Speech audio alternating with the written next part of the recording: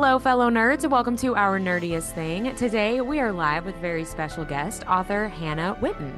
Hannah has been writing to amuse herself since she could hold a pen, and sometime in high school figured out that what amused her might also amuse others. When she's not writing, she's reading, making music, or attempting to bake. She lives in Tennessee with her husband and children in a house ruled by a temperamental cat.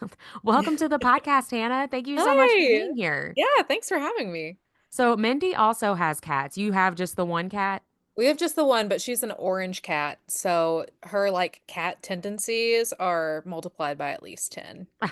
She contributes nothing to the household. She's extremely stupid, but we love her very much. My sister-in-law and brother-in-law have a cat too, and it sounds they would describe their cat the same way.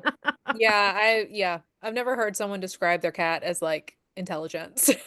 Yeah.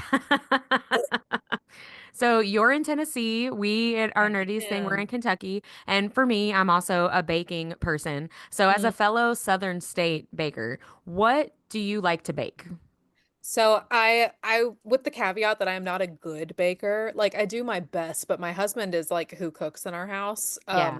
And it's really just whenever I get a wild hair and I get in there and decide I'm going to try to bake something. But I love doing pies. Nice. Mostly the pie crust. I found this recipe probably on Pinterest. It was years ago, but it Yeah. was for a sour cream homemade pie crust that was Ooh. basically just like flour and sour cream and sugar and butter, all that other stuff. But Yeah. it basically just becomes like a big hunk of sugar cookie dough is what it Ooh. tastes like. And so I like to make that, and making a pie with it is mostly just an excuse to make the dough and make the crust very, very thick. So, Yeah. It's really all about the crust. yes, exactly.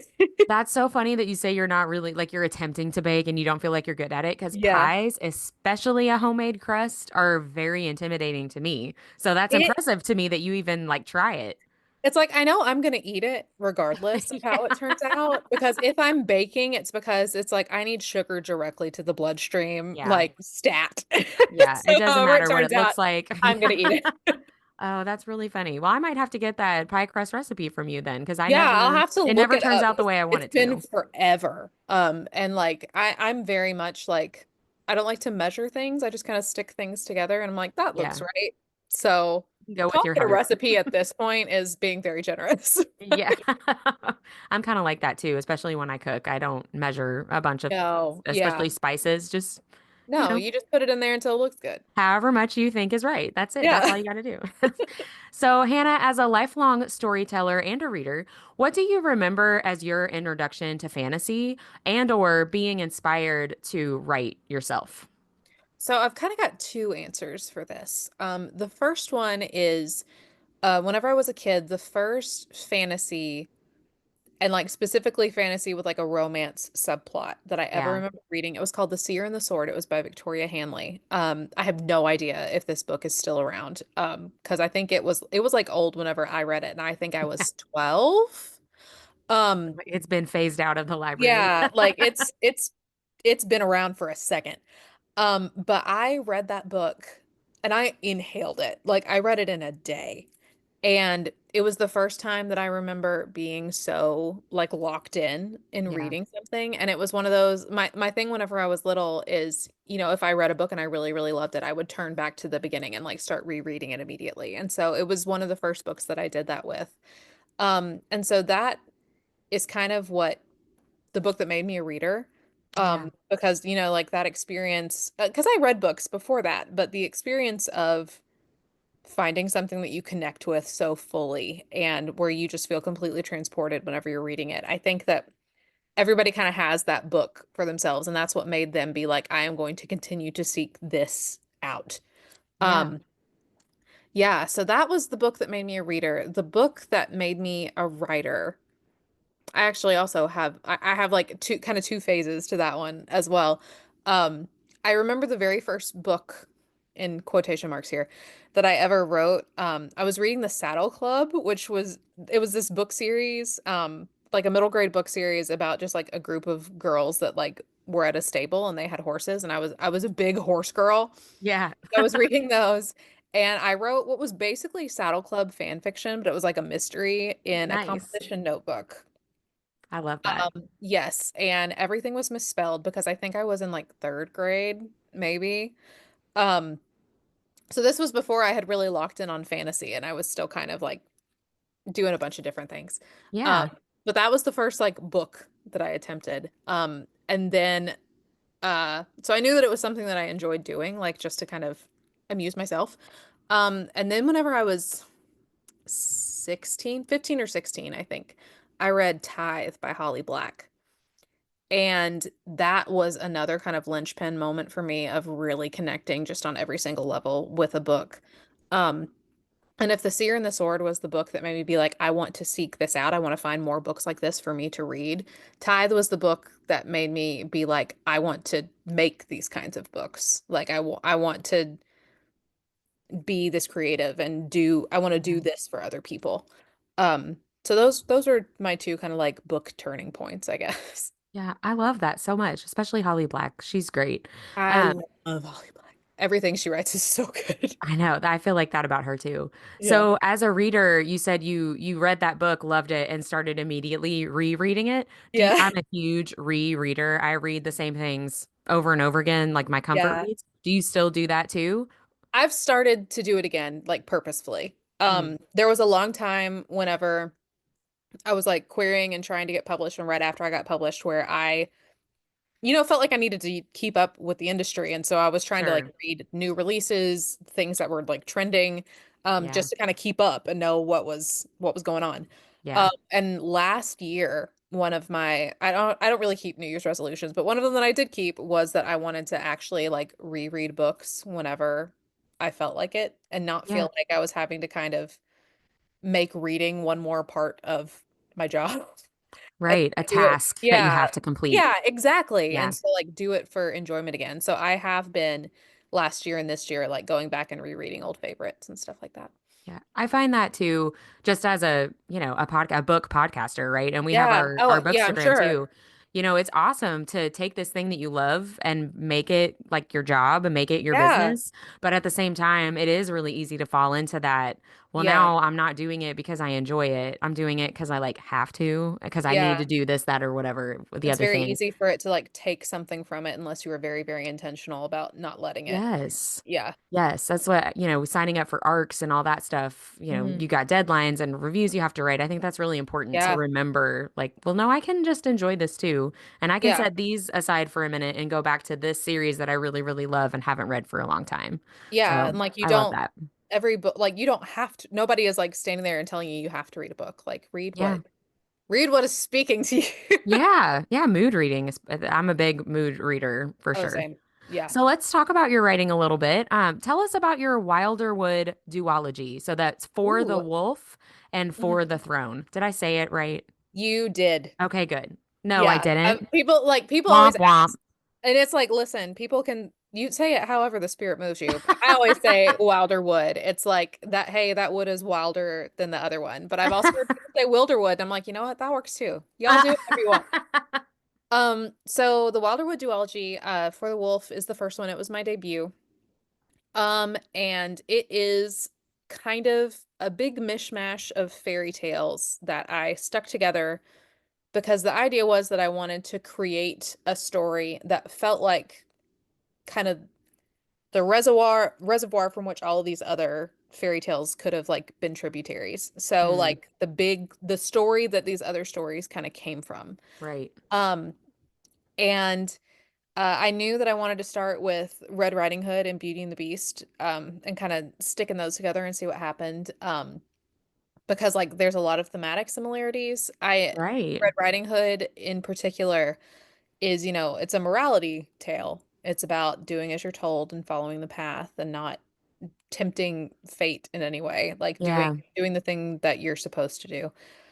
So I was very interested in the idea of kind of taking that story and twisting it around and seeing like if we made it about choice and bodily autonomy and kind of deciding what you want your future to look like whenever it doesn't seem like that's even a choice that's available to you to Hmm. see what that would look like. Um, Yeah. And I worked on it for a really long time because I had no clue how to write a book whenever I started writing that story. I had just had my daughter, who was about to turn 9. Um, and so I was working part-time. It was the first time in a long time that I had had the time to really dedicate to writing. Yeah. And so I needed something that was like not that didn't have to do with being a mother because it's Yep. kind of all consuming in that those early months. So 100%. yeah, so the first draft of For the Wolf was very much kind of like a brain refuge for me. Like it was just a Yeah. fun time. Like I was literally just doing it for fun. I had no clue how one wrote a book or published a book and wasn't necessarily like even thinking that far ahead. It wasn't until I finished the first draft and I was like, I think this is good enough to be an actual book that I decided to, do some Googling and see Yeah. how that even happened. Um, but it had to go through a bunch of drafts before it's like the published version. So Mm. it taught me a lot. Um, and then For the Throne, which is the second book in the duology, is kind of like if you took Sleeping Beauty and Snow White and kind of smushed them together Mm-hmm. and see what came out. And that one, I really wanted to write like a really good enemies to lovers storyline. So that's what happened with that one. So does each book focus on like different characters, different couples? Yes. Okay. So the main character of the first book, her name is Red, and she's a twin. And she's the second daughter of this kingdom that is kind of like the linchpin of the whole series. And then the second book focuses on her twin sister, Neve. Oh, Yeah, so they nice. both appear in each other's books, and the whole duology really is about the two of them and their relationship. But yeah, they're different main characters for each book.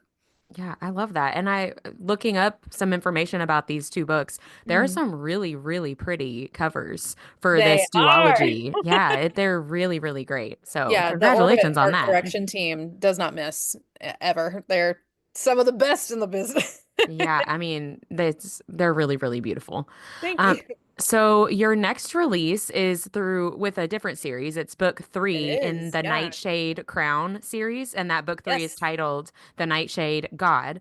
So tell us a little bit about that series, maybe just about book one to not spoil for people. Yeah. So book Book one is one is The Foxglove King. yes. So Voxlove King is the first book. And it this series was kind of an exercise in wanting to do something completely different from my first series. So kind of a lot of the decisions that I made as far as like setting and character were just taking what I had done in my first series and deciding to do the opposite. So, like the main characters in the Wilderwood duology are very concerned with goodness as a concept. How Mm, you can be good if you've been told that you're not, or you have done the wrong thing. Um, Kind of viewing it as like the ultimate thing that you are striving for, even whenever it feels impossible. And yeah. Lore, who is the main character of the Nightshade Crown trilogy, does not give a shit about being good. She is out to survive. She's looking out for number one. Mm. And that is complicated by the fact that she has this illegal power of death, that is leaking out from the body of the goddess of death, who is underneath her city. Uh-oh. Yeah, and causing all sorts of infrastructure problems. Yeah. But so like her power is illegal. But she's really good at it and she was born able to do it, which is unusual because usually you have to have a near-death experience in order to be able to use this Mm. power. So she's pretty much just trying to lie low and kind of live her life and hope that nobody notices what she's doing. But she Yeah. accidentally raises a horse from the dead. Bad day at the office, she's doing a job. Things go poorly. And so she thinks that she's going to get arrested, but instead she gets brought to the king, who is like, "Hey, I'll let you live if you work for me," because Mm. stuff going down with like a neighboring empire. He suspects that his son is working with this other warring kingdom to try and take the country over. And Oh no. I know. And then there's a hot monk with an eye patch, Ooh. and things devolve from there. I wonder what's gonna happen. I wonder. Who knows? I love that. That's both of those series sound really good. And Thanks.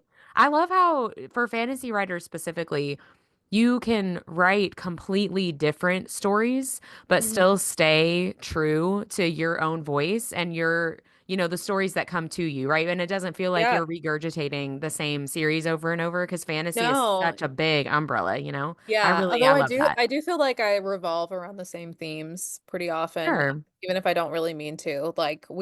There's a lot of like religion and religious trauma talk in both of my series, and at this point, I've just accepted that that's a theme I'm going to revolve around for a while. So we're just gonna see Yeah. what comes out. Yeah. You got to do whatever Gotta comes to do you, what you right? gotta do. Yeah. So we will see you at Imaginarium Book Festival in Yay. just a few short weeks in Yeah, Washington, it's D.C. closer than I thought. I was looking at the calendar today and was like, I should prepare for that, perhaps. I know it's creeping up on me as well. Are there any authors that you're really fangirling about being there with? Is there anybody that you're Yes. excited to meet or maybe see again? So I am very excited to meet Taya Guanzon in person, who wrote the Hurricane Wars. I have followed her work since the Hurricane Wars was a fan fiction. Oh, I So, love that. yeah, it was called Landscape with a Blur of Conquerors. It was a Raylo fan fiction, and it was all over Tumblr. And you better believe I read that sucker and loved it. And then once she got the traditional publishing deal, I like reached out to her. It was just like, hello, I really like your stuff. Oh, I love So, that. yeah, we've like DM'd back and forth and like blurbed for each other and stuff, but I've never gotten to meet her in person, which I'm very excited about. Oh, And that's fun. also, my friend Saint Gibson is going to be there, who wrote A Dowry of Blood and an Education in Malice and the Summoner Circle series, who has been a very, very dear friend of mine for a very long time, and I'm super excited to get to hang out with them. So, Yeah. Oh, it's going to be a lot of fun. yeah. So that brings us to our nerdy and dirty speed round. I have All just a right. bunch of random questions for our listeners to get to know you, not just as an author, but also just as a person. So no wrong answers, no right answers, just whatever comes into your head. So All right. away we go. If you could only stress bake one recipe for the next year, what would you choose? Cowboy cookies. Oh, what are Yeah. cowboy cookies? So it's like a cookie that has like oatmeal in it and nuts, and so it feels like more substantial than a cookie, and so I can eat it for breakfast without feeling bad about myself. Oh yeah, well that's got the oats. That's Yeah. filling. And the nuts are It's healthy basically fats. Yeah, that's oatmeal. great. Yeah, it's just hardened oatmeal. It's baked oatmeal. That's it. Yeah. I love that. Multi-purpose. If you had to try to survive in the world of one of your books, which character would you want to partner up with? Ooh, I think that lore is the right answer for anybody who's wanting to survive, but also if I was put into any fantasy world, I would die immediately. Yeah. Yeah, Deb says that she'll just get burned at the stake in most Yeah, worlds. within like 5 minutes of arriving, like there's not even going to be like a long drawn out drama before it. Like Yeah. it'll end pretty quick. And we need to find a character who will hide us. Yes. Take us to a cave or something. Which of your characters do you relate to the most? Neve, who is the main character of For the Throne. What do you relate to about her? Um, she has done all the wrong things, but for what she perceives as all the right reasons. Hmm. And she has a big issue with control. She does not like giving it up. She does not like not having it. And she um justifies a lot of things to herself to try and feel like she's in control of a situation, which doesn't like paint a great picture of me, but I just relate to that very much. I just today I sent my sister a TikTok of a sound that's like, I'm really chill as long as I know exactly what's going Uh-huh. on and if I can control every aspect of the situation and if everybody Absolutely. just does what I want them to do. I'm Yeah, very if you laid all back. just like go along with the script that I have had in my head for months about this Yeah. interaction, then we're all going to be good. I absolutely relate to that as well. So I'm with you on that. This might be the same answer as what you talked about earlier in the interview, but what was your favorite book as a child? Ooh, I actually have a different one that I'm gonna go with, and it's The Chronicles of Prydain by Lloyd Alexander, which is the book series that the Disney movie The Black Cauldron is based on. But Oh, okay. don't watch The Black Cauldron and think that you know it. Like read the book series because they just smushed a lot of stuff together for The Black Cauldron. Right. I really loved that entire series and read them all multiple times. Yeah, the books are always better Yep. usually than the movies. Yeah. What is your favorite thing to do on your day off? Rot on my couch, man. Yeah, It same. should be reading, but I just need to stare into the middle distance sometimes. My husband is one of those people that's like, okay, I sat down for 20 minutes. I'm done with that. Like, let's go do something. And I'm somebody who can lay down for 18 hours and then Yeah, take a nap and I just need then, a second and then sometimes. continue to lay down. So Yeah. I'm with you on that 100%. If you could wake up tomorrow in a different author's fantasy world, what world would you choose? Or maybe just what author would you choose? I'm gonna go with like Holly Black's fairy books just Yes. because of how like cool and weird they are. Yeah, Although, like as previously stated, I'm sure I would die immediately. yeah, the Folk of the Air series, Yeah. the Cruel Or the Prince and all modern that. fairy tales with like Tithe and Valiant and Ironside. I think it's all the same universe, but like those are the Yeah, ones that I first latched onto. that's awesome. And then last in this speed round, what is bringing you the most joy in life right now? My flower garden. Oh, I have a tell me pretty more. I have a pretty extensive flower garden that I inherited like whenever it was there whenever we bought our house. Like I did not cultivate this Yeah. flower garden. Like I've added some stuff to it. But the couple who lived here before the way she planted everything, it's like there's something blooming in there the entire like spring and summer. And Oh, I so love it like that. starts out with phlox and then right now it's irises and peonies are my favorite like one of my Yeah. favorite flowers and so that's really nice. And then there's like some roses that come up and some lilies and I like to just go and like stare at it. Yeah, just enjoy being out there. I Yeah. love that. Gardening is something that I really would love to figure out how to do and be good at, and it's just, I don't think it's meant for me. I have a ton of houseplants that I feel like I have a good grasp on like how to take care of, but outdoor gardening, I literally Yeah. stick it in the ground and I'm like, you're on your own. Yeah, Like, I hope this is your hope you habitat. got this. Do what you will. Yeah. Yeah, I can't do the indoor house plants either, so it's just not it's not in the cards There's a for few that don't like me, but like I've experimented with it where I know the ones that I can keep thriving and have yeah. learned. I've learned to stay away from the siren call of a fiddle leaf fig because they're gonna die every single time and I can't figure Wow. out. It's a conspiracy against you, I probably. guess so. That's It what doesn't want me to that's what I have think. like, yeah, it doesn't want me to have an Instagram corner. So, Hannah, where can readers connect with you? Is it through your social media? Yeah, so the only social media I have is Instagram, and it's H Whitten Writes, Mhm. and I'm on there. DM her, everybody. Yeah, Where can we purchase your books? anywhere books are sold. Awesome. So call your local indie bookseller Yeah, and they ask might for not have Hannah's them, but if books. you call and bug them about it enough, they will. Yeah. So besides Imaginarium, do you have any conventions or signings events that you'll be going to in Yeah. 2025? I have a lot of travel this year, actually. So I've got Imaginarium. Nightshade God comes out in July, and I'll be on tour for that. I cannot remember all the stops off the top of my head, but it is on my Instagram if you are so inclined and want to go look. And then I'll be at the Literary Ink Festival in Chattanooga, Tennessee in September. And I'm going to be at Romanticycon in Orlando in October. Nice. And those are kind of Yeah. like spread out a little bit too. So, Yeah, I didn't want to put all of them together because I get like major travel anxiety. So it's like I need a decompression time between yeah, I each totally thing. understand that. And we'll Yeah. have your Instagram handle linked in the show notes. So everybody Perfect. will be able to go find you through that Awesome. and find all those events and dates and stuff. Yeah. Yeah. And so, our last question here at Our Nerdiest Thing, we always finish our episodes sharing what our nerdiest thing of the week is.